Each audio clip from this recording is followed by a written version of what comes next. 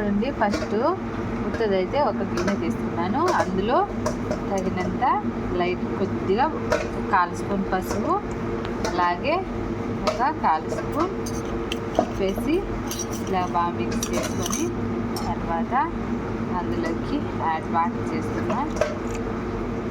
Water add చేస్తున్నా. చూడండి, ఇది బాగా మిక్స్ చేసుకొని పసుపు ఉప్పు రెండు పక్కన పెట్టుకోవాలి.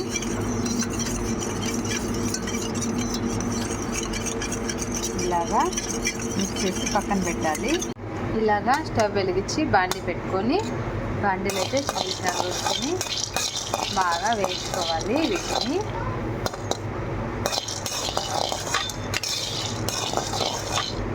ఇవైతే చిన్నప్పుడైతే మా అమ్మ అయితే మాకు వేయించి పెట్టుకునేది.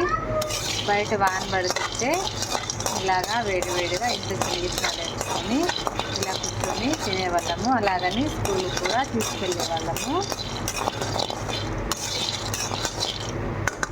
స్కూల్లో మాతో పాటు మా ఫ్రెండ్స్ కూడా ఇచ్చేవాళ్ళము. వాళ్ళు కూడా చాలా టేస్ట్గా తినేవాళ్ళు.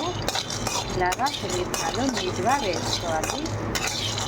బాగా వేసేసే వరకు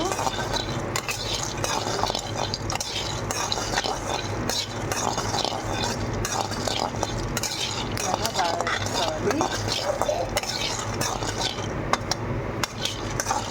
మనకి చిన్నగిచ్చినాలు బాగా ఎగిపోయాయి కదా.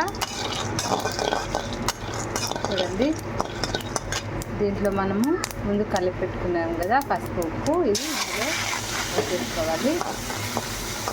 బాగా వేయించుకోవాలి. ఒక 2-3 మినిట్స్ ఇలాగా.